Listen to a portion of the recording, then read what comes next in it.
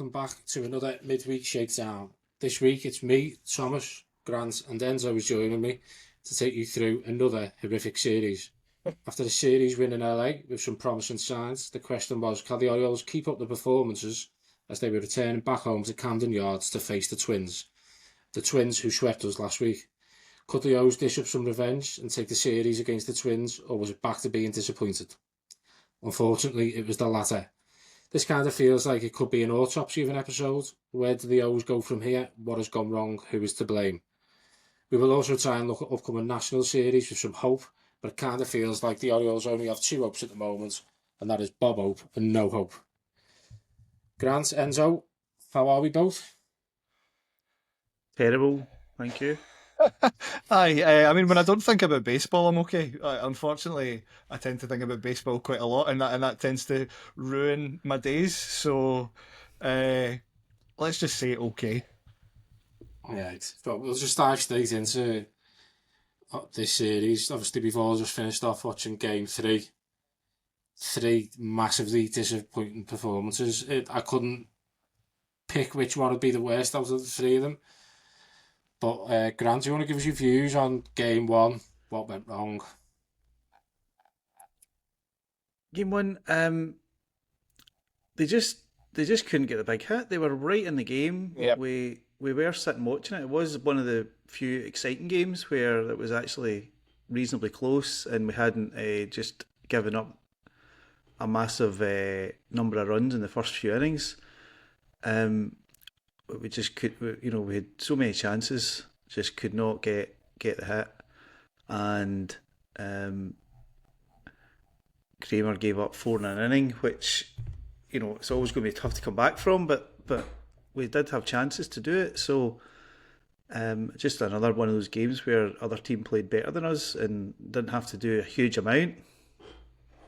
Yeah, I think the frustrating thing about Game 1 for me is that there have been a lot of games this season so far where we've gone out and given up a lead early on, but when we go out and have a big inning, like we did, I mean, a reasonable inning, let's say, compared to what a lot of matches have been like this season, we go out and have a reasonable inning where we put 3 on the board. You want your pitcher to go out there and hold them for at least an inning, so you can get back out there and get into the swing of things again, and that unfortunately didn't happen, and it's frustrating. And I don't mind admitting that I've never been the biggest fan of Dean Kramer. I don't like him, but the problem is, and we were having this conversation the other day, Grant, the problem is there are probably still 3 guys in the rotation that are worse than him, which is not ideal. But it's not just the pitching though, is it? And I think early on in the season, I think we blamed the pitching for a lot. The pitching is what it is at this stage. It's frustrating when the guys aren't going out there and getting the hits and working the counts and whatever else. And I think what it really comes down to for me, and maybe we're beating a bit of a dead horse here, but this is a team that has scored so many runs over the past couple of years, even last year, where I know the latter half of the season things didn't quite go to plan,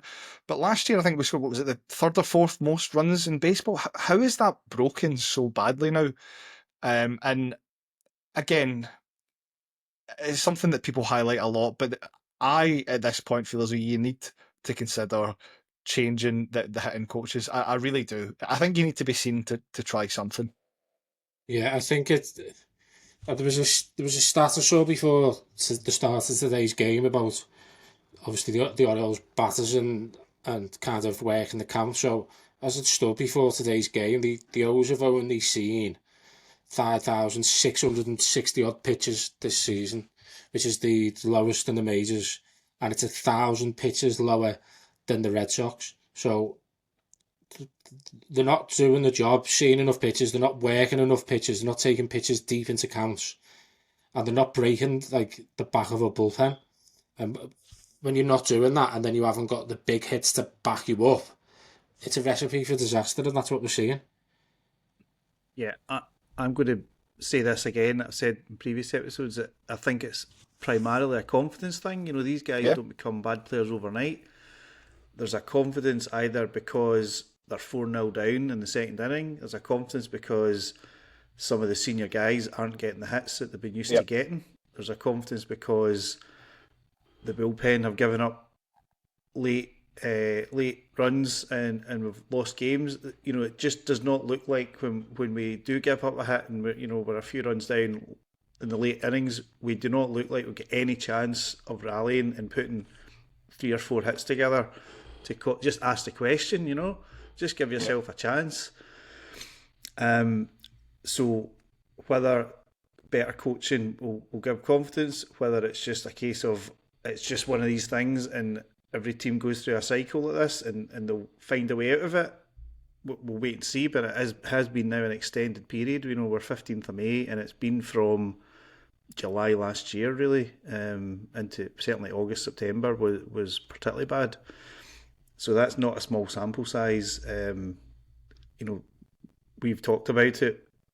A lot of these players are good players and they have done brilliant things. Something does need to change because they cannot keep doing this. It's just unsustainably bad. I think we'll have a look at. There was something that the Twins manager came up with after game 2, and it's interesting because you look at before we played the Twins last week and before we got swept out there, both organisations were in a similar position. Now, if you look at after today's game, so the Twins have now won 11 in a row, so they're above 500. And he's been quoted as coming out and saying that after the 2 games yesterday, they used all the relievers. Nobody gave up a run, and they kept us in the games. And it's up and down their lineup. He's saying it feels like it's a different guy each and every day making a big play or the big hit. And it's the total opposite to the O's at the moment. Obviously, game 2, we go behind, and then obviously Seddy gets the grand slam, and then Heston backs him up. And we brought in 6 runs that innings, but when the game comes down to the line and the big hits are needed in the later stages, in the 8th and 9th, like last season and the season before, I'd have been confident with that. Like going into that, and you think we're only 2 runs down here. I think we'll come. It's not great, but I fancy us to come out of it. But the fact is that when we get down to the line of the game, there's no one in that lineup making the big plays. And the other point, Thomas, is that previous Orioles teams would have got the big hit, got ahead in the game, and then just kept going and got another 3 or 4 runs, and just removed that doubt. Not every time, but at least sometimes we've seen that. Especially in a double header where you're taking on a bullpen that's not going to be used as aggressively as it would in another game. We did have chances to do that again. Didn't get over the line and left that chance or left that risk of a reliever going in, Cano in this case, who has been good for us, and just not having it and giving up the 2 in the 8th. Yeah, and you look at the bullpen up until today's game. The Twins bullpen in the doubleheader, they combined to pitch 9 1/3 scoreless innings. Yeah. It's disappointing because Cano is obviously one of these guys I feel as though in the past we could rely on and bring in, and you knew that you would get at least one in and out of him. Sometimes in the past, to be fair, I felt as you could have gone a little bit longer than what Hyde has actually let him do. But that was disappointing. I think he's been disappointing this season. I think that's fair to say for a guy that should be a high leverage reliever. It's not often it's disappointing to say that you hit a grand slam and still ended up losing the game. I know a grand slam is not everything, but it usually at least suggests that you've got a team that's in a bit of a rhythm. Big for Seddy, who obviously has overall been pretty good this year, went in a kind of slump, I suppose, but I have some concerns actually that they might be looking to. I don't know how realistic this. I don't know what your thoughts are on this. I have some slight concerns that they might be looking to shop Seddy if it comes to it. I think come post deadline, say goodbye to any thought of seeing Seddy in an O's uniform or Sagano. There'll be a few others as well. The way this is going. Yeah, I think that's something that everybody has to mentally prepare for, because this is not going to turn around. We've got some positives that we were going to run through in our script, It's not going to turn around. We've just been swept by the Twins twice. Come anywhere close to the deadline, we will be selling everybody that has only got, end of the season free agency coming up. Yeah, so that 100%. at the moment is Mullins, Eflin, it's Sagano, it's O'Hearn, and it's probably a couple of relievers, Soto, Dominguez. I'm not sure if there's anybody else. Laureano might be in a position. You could certainly include him as a chip in a trade, definitely. Yeah. So that's what this season's going to pivot to. It's going to pivot to get rid of those guys. That should be what Elias is good at, getting something back for the major league players. And it's going to pivot to, hopefully, quite soon, because it would be interesting to watch getting more of these youngsters up. Obviously, with a look at McDermott in Game 2 yesterday on Wednesday night. He gave up a big hit early, gave two solos, wasn't it? He gave up early. Was it? Came back. Actually, I thought he looked quite confident. I thought he once he got that out of his system, he got into a rhythm. He's got very good AAA numbers, albeit in a small sample. He's come back from injury. I think we're going to see him, or we should be seeing him, given more opportunities. So that I think that's more what we're going to be talking about as the weeks go on, is this kind of miniature rebuild that we're going to have to pivot towards this season. We can do the positives, actually, because it's quite interesting, the fact that we've just seen the Twins. So my positive was that in reality, on paper, the Twins do not look like they have a lot more than we do. They've just gone in this huge win streak, albeit we've helped them quite significantly for that. With a slow start. All right, they're just above 500 now, but it just shows you what 10, 11, 12 wins is possible. It shows you what you can do. And kind of change your season. So that's the kind of, we should be aiming for that kind of form at some point. It's not going to be enough to put us into any position now. But if we do get playing at least prior to the deadline, that's what we've got to do. Because you're not going to go from a 340 team to a playoff team in one season. You do have to get some kind of results and show that you can win games and get used to winning games. Go on, Enzo. No, I think you're right. I think at this point, as disappointing as it would be, that is the strategy, because this season's over. This season competitively is over. So if you can get guys out there, guys who will be part of the big league team next season, and get them at bats and get guys on the mound, whether it's starting or even in the bullpen, whoever it may be. I'm not entirely sure, actually, in terms of relief pitching, what we've got in AAA at the minute. I don't think there's a whole lot, to be honest with you, is there? We've got a wee bit planned on Sunday, on the week, the end of the week episode, where we're going to look at some of the prospects in more detail and just see who is actually should be pushing for a promotion. And who is worth just throwing in there now, giving them 2 or 3 months to learn their trade, Yeah.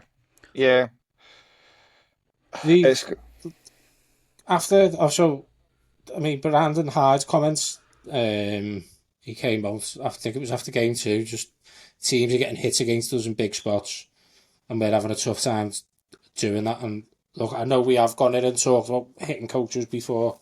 It seems like every week, every episode for the last 2 weeks we've had the microscope over Hyde and Elias. So it leaves the question, what has gone wrong and who does the blame fall on? People obviously will point the finger at Elias because he's hired these people, he's brought these players in.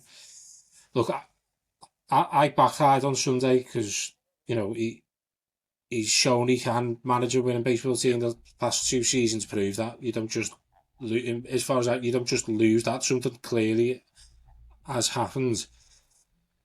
I don't think he's totally to blame for the horror state that we're in at the moment. No, but it kind of feels like now, and we know it. Again, different sport, but we're all football fans. You know when you think the time isn't right here, and I watched the podcast this morning with Sean Dyche on, the ex-Everton manager, and he was asked about, was the time right leaving Everton, and he said, I knew that the time was right there. Like, I could see that we were falling off. And I just think, is it getting to that point now where you just have to, someone's going to have to take the blame for this?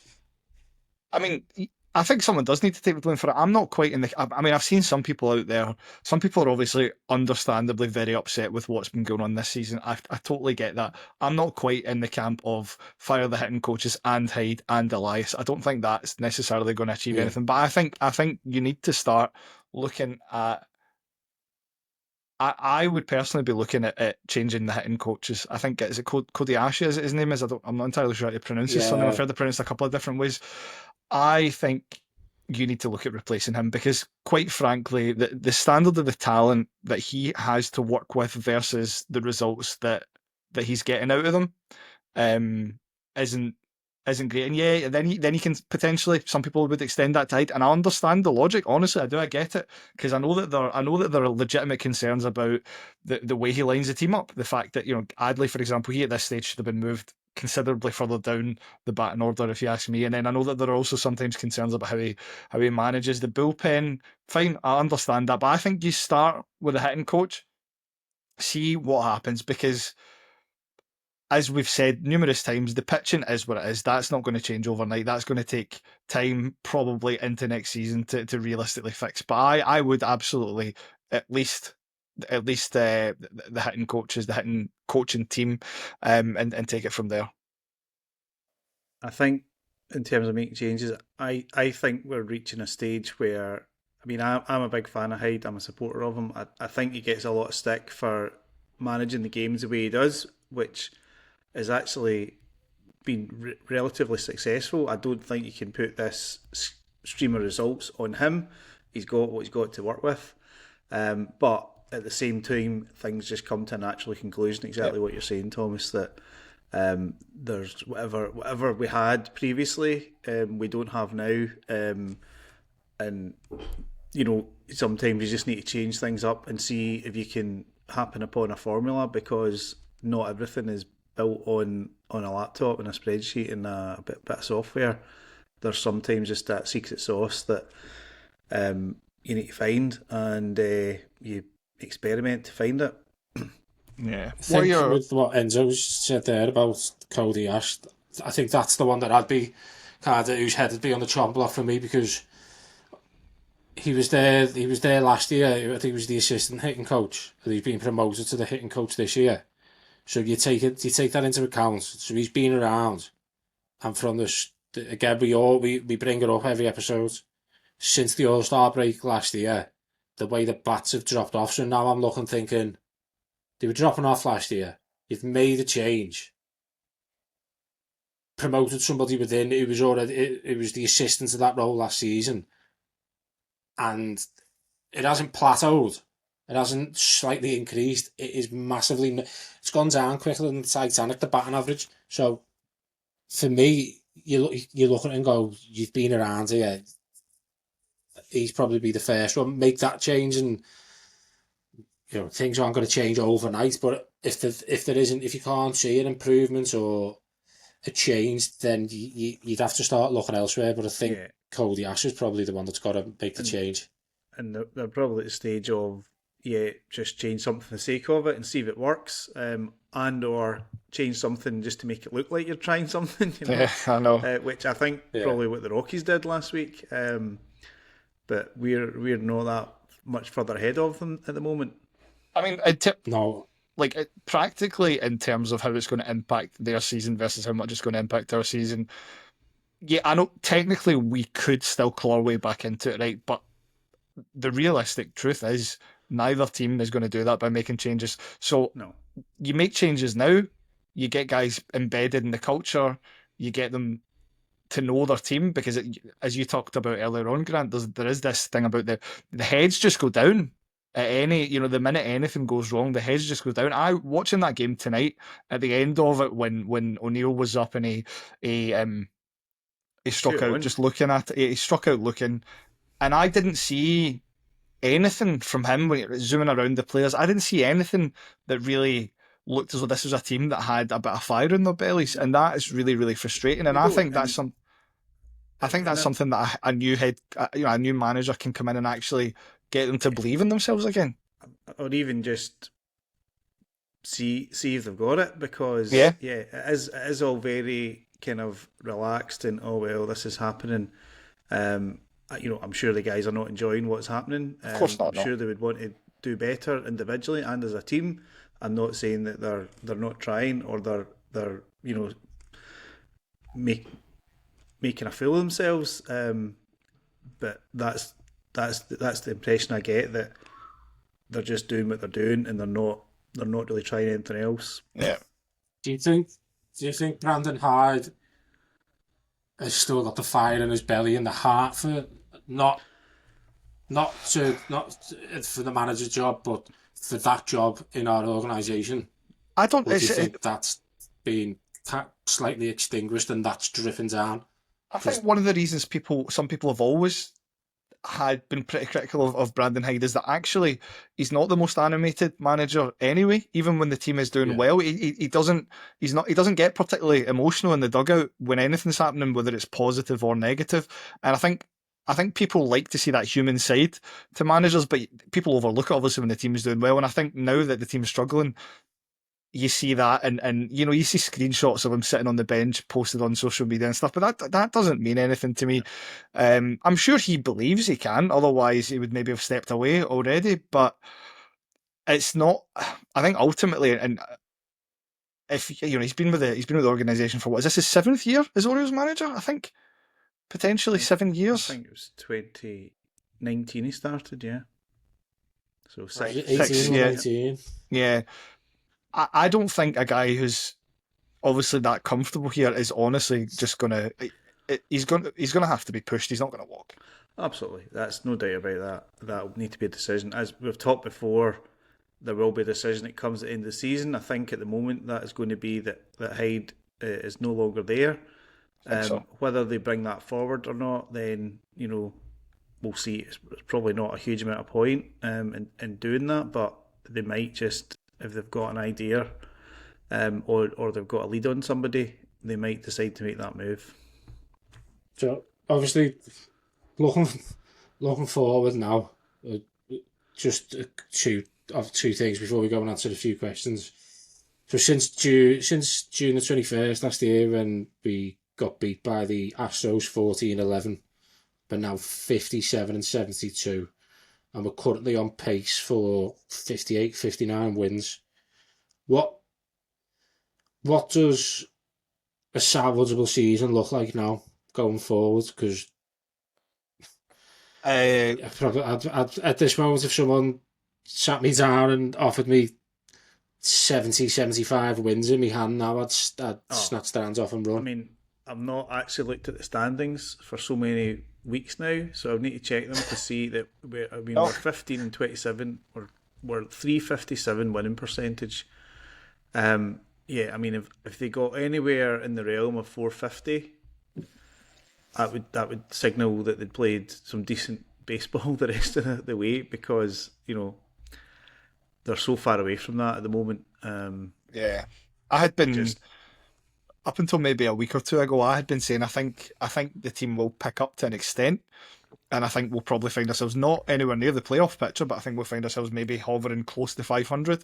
I think that might actually be a bit of a pipe dream now. I mean, I had put in some bits and pieces to say that certainly since you were last on, Enzo, it does feel the pitching has got a wee bit better. Mm-hmm. The hitting has got a wee bit better. We're now kind of involved in games, and we're kind of watching games going, we might win this, but it's still not enough. And that, I suppose that's a real concern, that we've gone from disastrous to kind of okay, but it's not enough, and it will win more games than I'm sure it did previously. But it just looks like they're beaten before they've started, so almost the individual stats are almost irrelevant. Yeah, the issue I've got, like as you say, we've gone from disasters to being okay. Today Well, today in part, there was a couple of times where we had runners in scoring position and you get that bit of hope. I just can't see where we're going to take that step from okay to being a decent baseball team this season. Yeah, we do look a long way from that. Even we get guys back, we'll certainly get Eflin back now. That was somebody that was missing. That was a big part of that. Any kind of rotation success that we were going to have. We don't think we'll get Westberg back in this month. We won't get Kowser back this month. So these are all other things that we would look forward to. I suppose from that point of view, we've been quite fortunate. There's not been any other injuries, but there's always that prospect as well. I don't see us improving dramatically, even with these guys coming back. And it has got to be about getting 2026 Orioles into the game and getting them to learn something. That they will not learn in AAA for the rest of the season. That's a huge factor, yeah. That's a huge factor because I think a lot of the guys that people are expecting to be involved shortly or potentially they've already been a little bit more involved than what they have been kind of stuck in a limbo between coming up, not spending much time in the majors, going back down and being too good for AAA. Kobe Mayo's the perfect example of that. And at this point, give the guy time, be patient with him.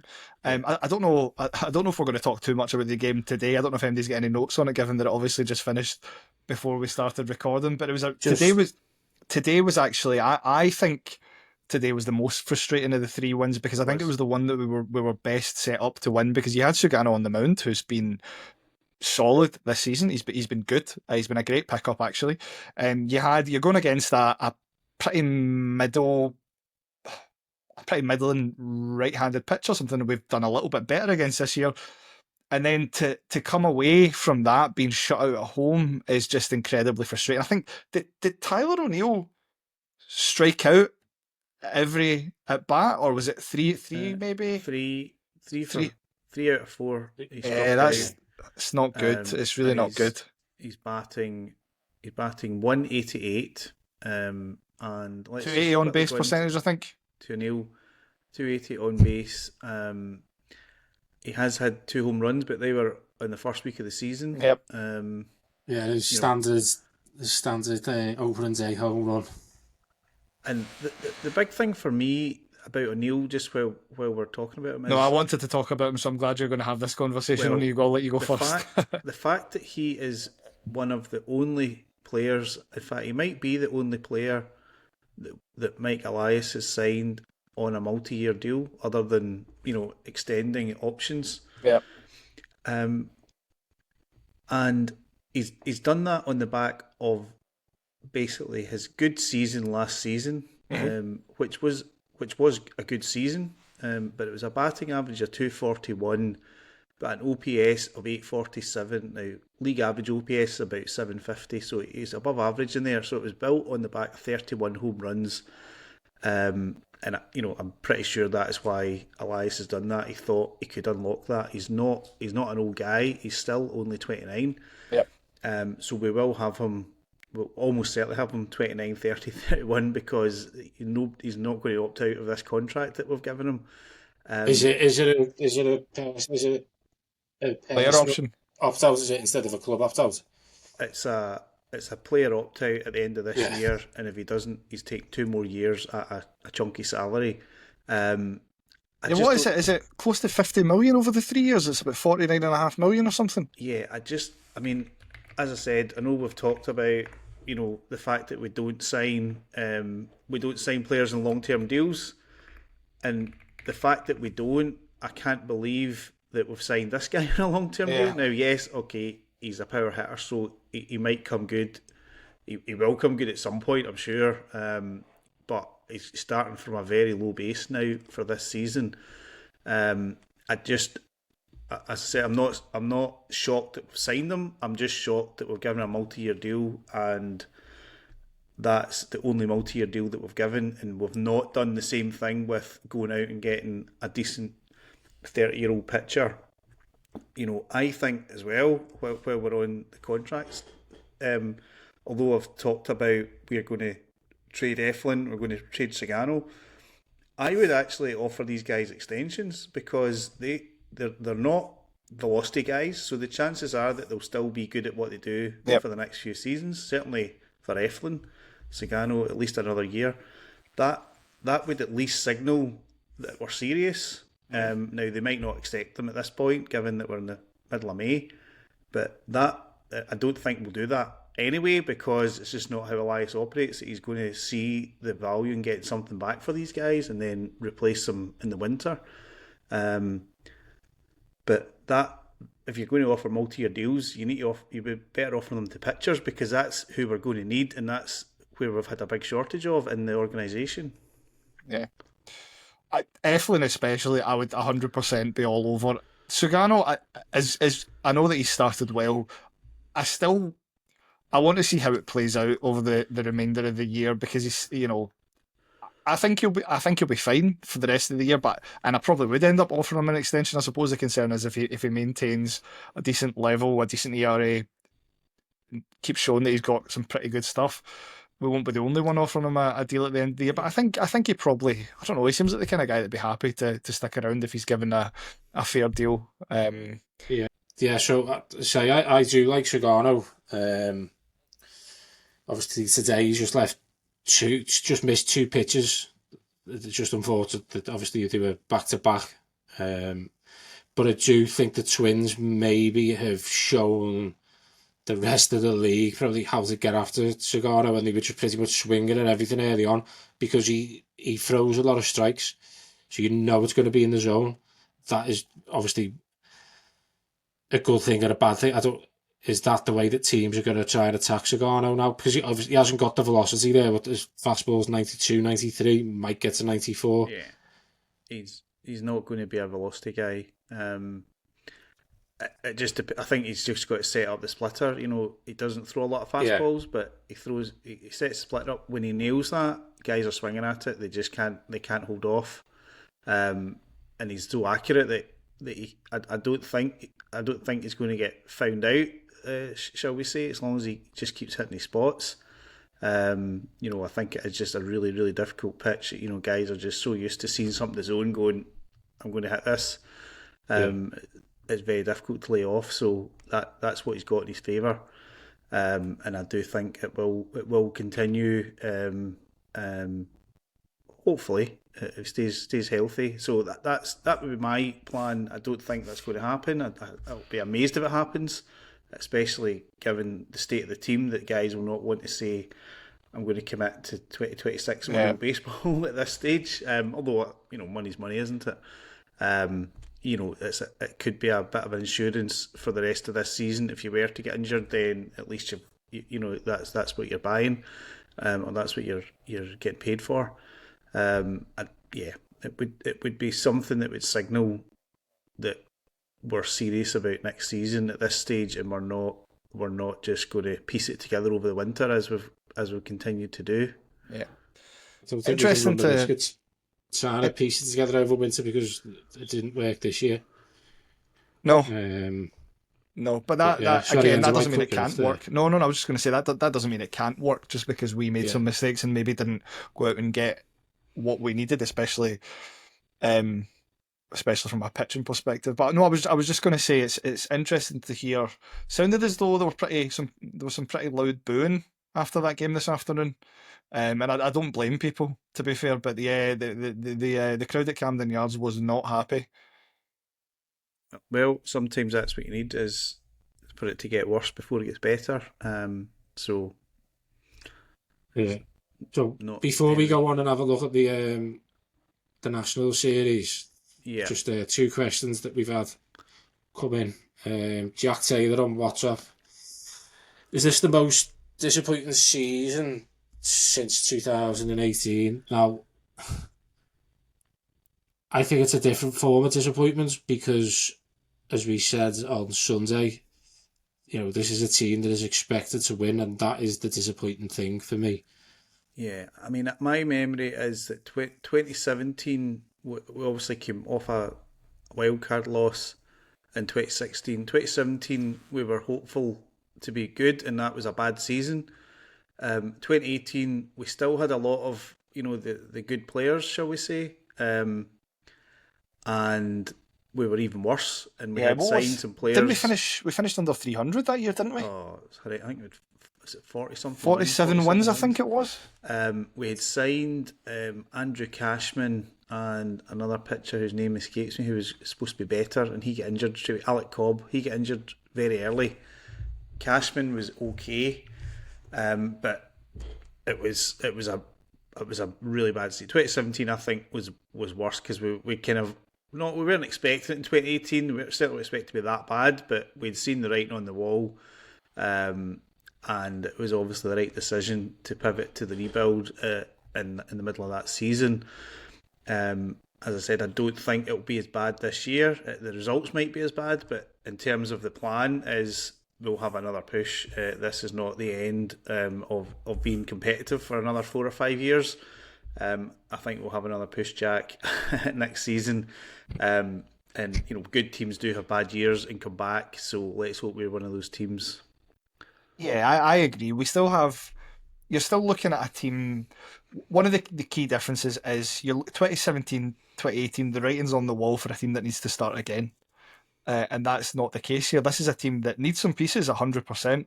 It's a team that needs pitching and needs to have that sense of confidence instilled in it again. But this is a team that, with a bit of tinkering, even if we finish 350 this year, this is a team that can still potentially go out and be very good next year. But there is that weight of expectation does make it quite hard to take. Do you think? I don't know, Grant, we've spoken about this before, about Elias and kind of the resistance to probably spend big money. Do you think with the disappointing season this year he might have a little rethink, or do you still think he's going to stick totally to his plan? I think maybe splash out a little bit. I'm not saying go out and do a Roman Abramovich when he took over Chelsea, do you know what I mean? But so I mean, my view in Elias remains that he is a big reason for the success that we've had and the relevant baseball that we've watched. There's plenty of teams that have been in deep rebuilds and not had anything like the success or even come out of those rebuilds yet. So you've got to give him credit for doing that. His skill, or what I would perceive as his strength, is the drafting and developing, and the kind of identifying waiver claims and flawed players that you can pick up for nothing, like Ryan O'Hearn, like Yannick, and turning these guys into useful players. That's where he's been really, really good.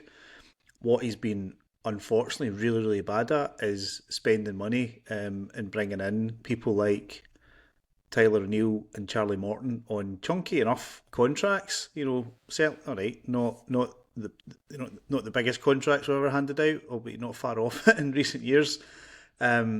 That has been a huge mistake, and it's something that he has to sort, because there's no route for this team to be successful without getting those free agency signings right.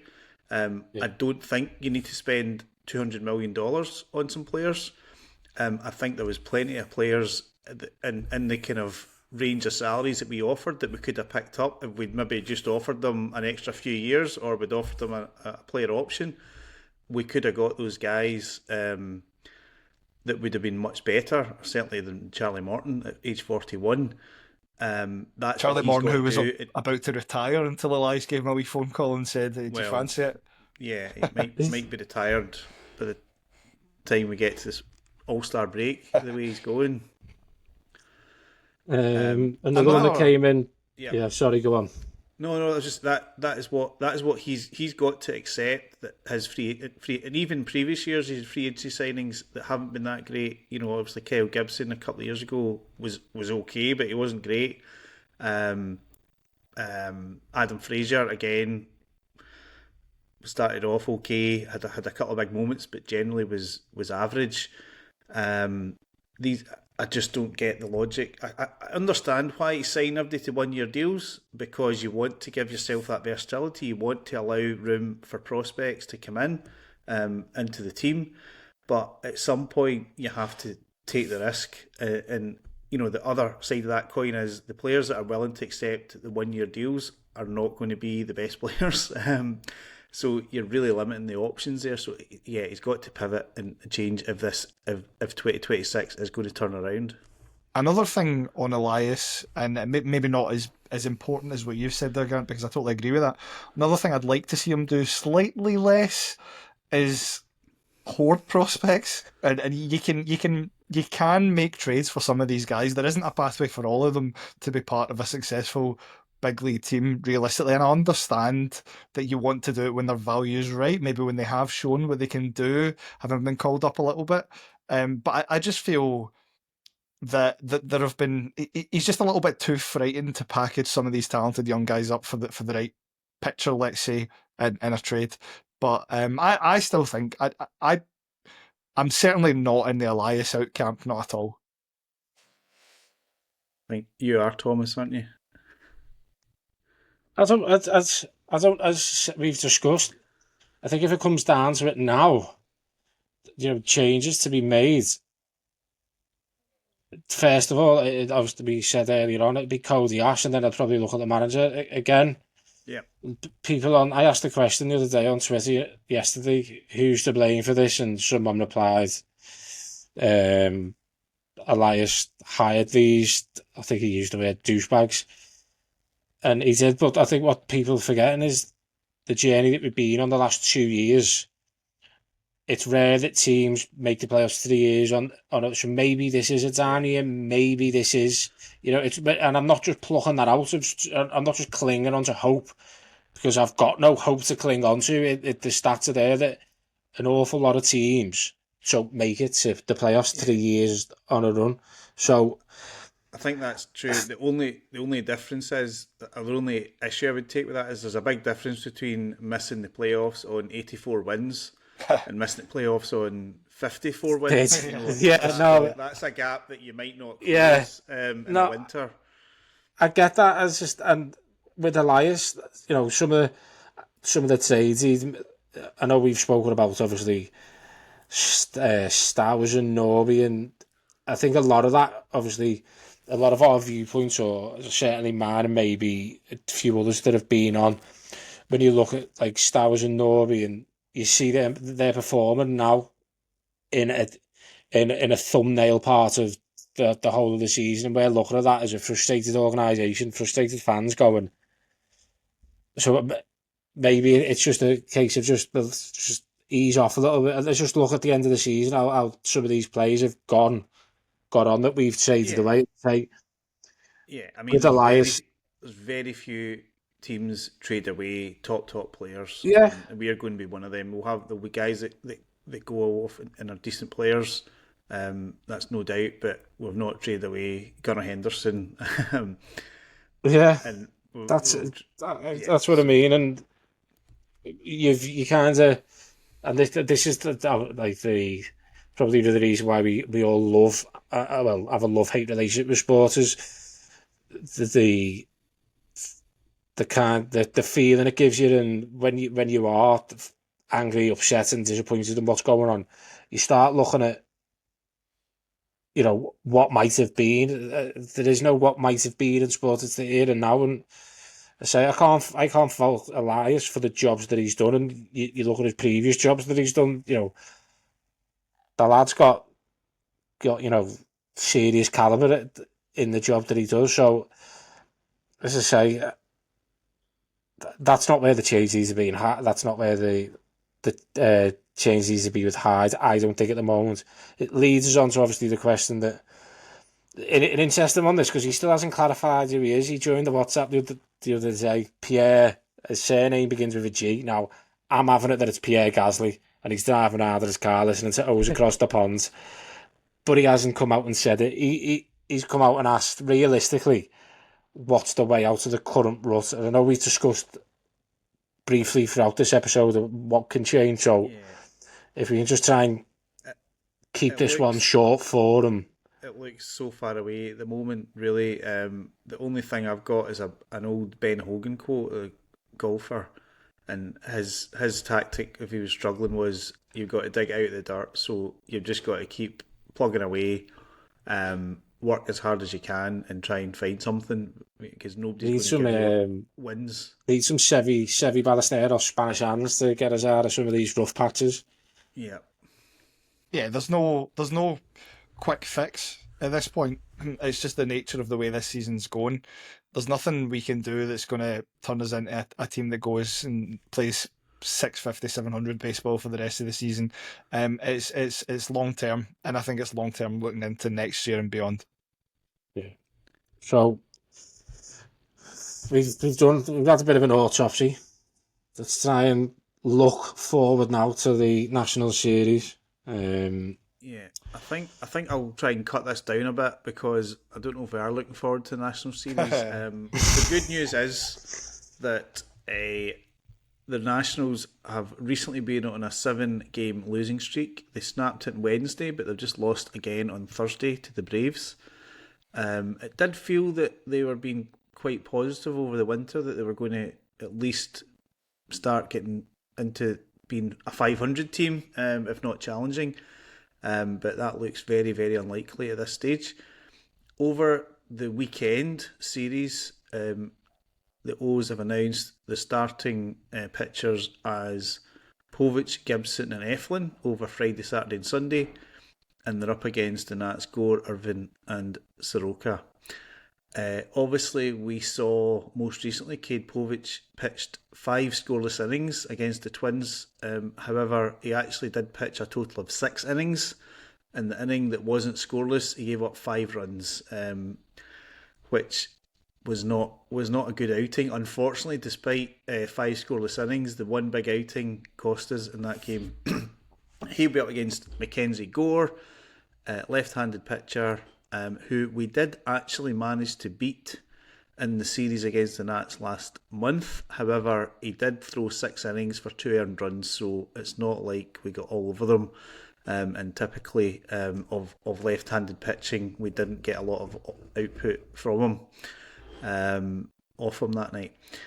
The next matchup is going to be Kyle Gibson. He's obviously struggled with us. He's played 3 games, none of them good.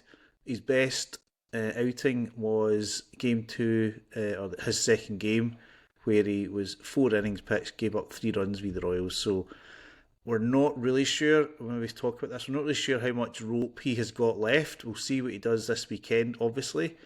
It is fair to say that he didn't feature in spring training, so you could make the argument this is still early for him, and he does have a wee bit of time. If it was spring training, kind of timescales to build up. Yeah. I think if they are going to make a move, he's going to be first out rather than Morton, just given the finances. He's up against Jake Irvin for the Nats. We didn't see him last time. He's had an up and down year. He's got an ERA of 4. He does seem very durable. He gets through at least 5 innings in all of his starts. So he's certainly not going to give up a game easily. We'll see if Gibson, that's going to be much more important for Gibson than what Jake Irvin does. I think we can get a couple of hits, a couple of runs off Irvin, but it might be for nothing if Gibson plays to form. And then on Sunday, we'll look forward to seeing again on a Sunday Zach Eflin. He was very decent in his first return or his first start back from injury. It is very important that he stays healthy. He's pitched very well for us in all of the months that he's played since the middle of last year. Not a big velocity guy, he's just a great mix, accurate, good at missing bats. That's what you need, especially in a long season when you don't want to dial up to full velo every single outing. Michael Soroka for the Nats will be up against Eflin. We didn't see him last month.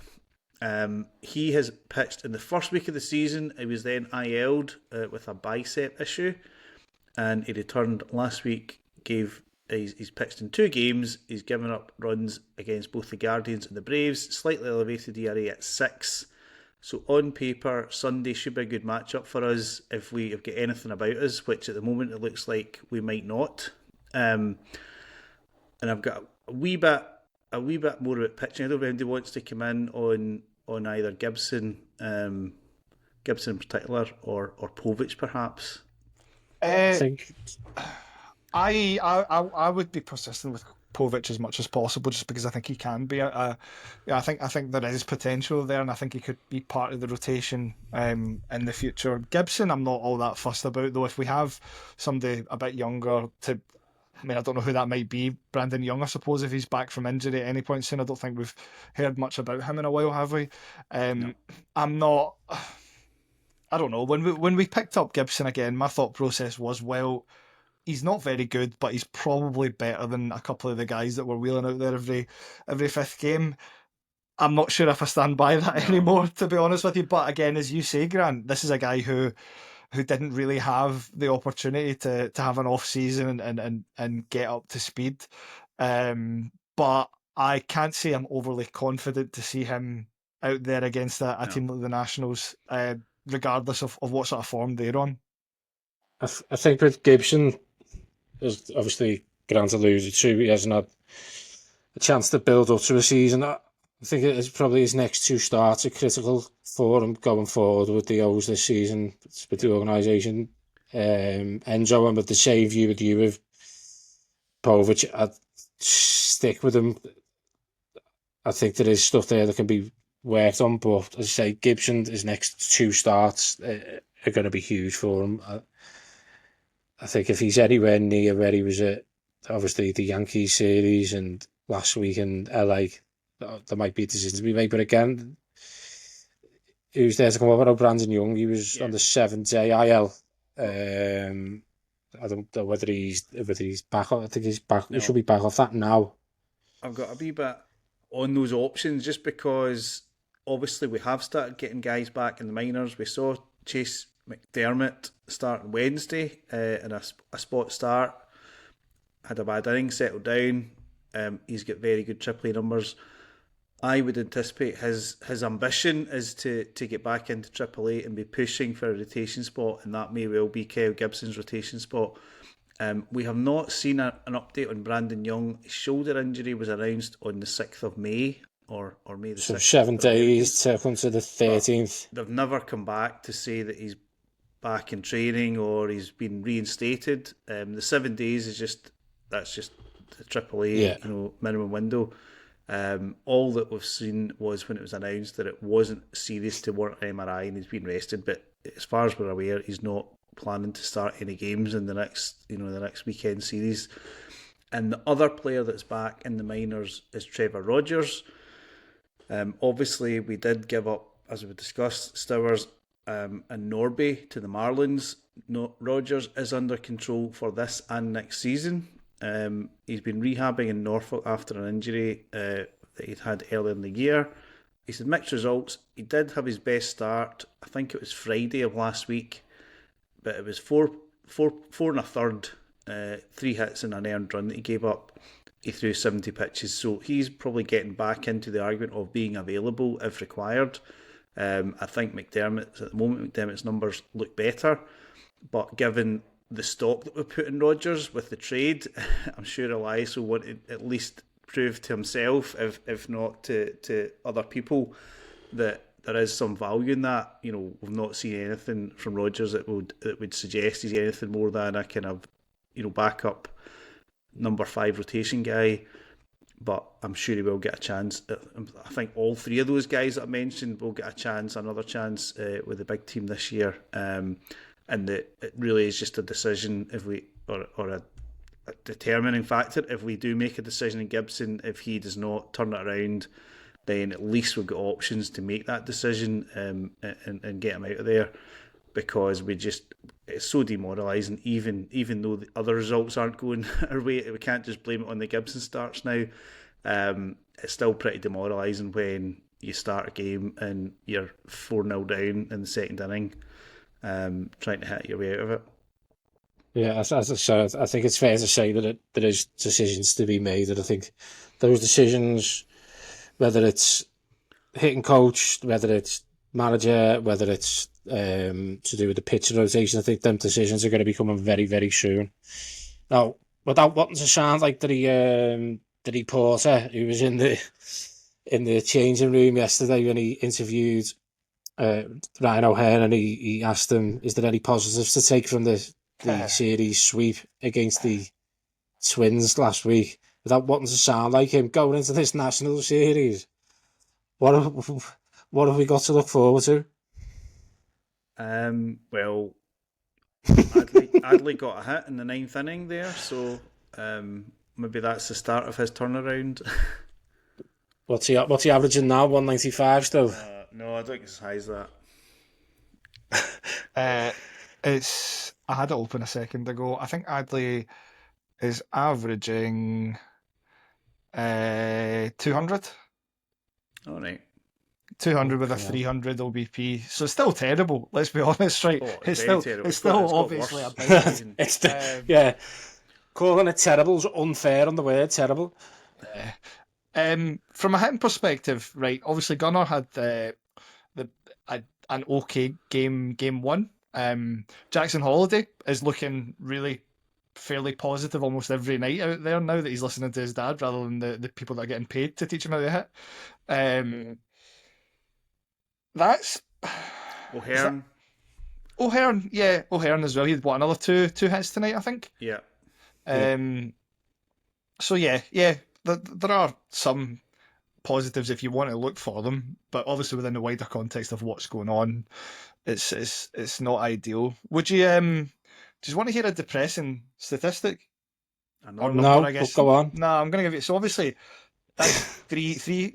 Orioles have been swept 3 times in the past 6 series, right? The Orioles were previously swept 3 times in 153 series. Yeah, I remember last year in the it was either the last season or the season before when that record was stopped when we got swept in a series and everyone was like just kind of taking a piss out of it, going, well, it doesn't matter, does it? It's just as long as, we continue winning games. And now I'm kind of looking at it going, have we kind of lost that edge now?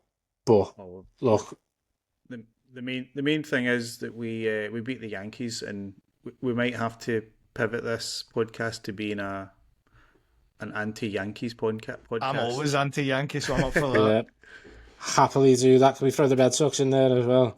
Yeah, we can, yeah. Throw that onto the schedule next week. So, yeah, usually we try and finish on a positive. I think, listeners, that's as positive as you're going to get from us today. It's gut-wrenching at the moment, but we will be back on Tuesday morning for the deep dive episode where we will review the National Series reluctantly.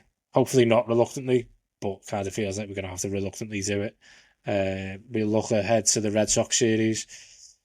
Obviously, we're on YouTube now. Drop us a follow, O's Across the Pond on YouTube. Hit all the socials. And thank you for listening. Enzo, Grant, thank you for joining me. Hope you enjoy the rest of your evening. Good night. Cheers.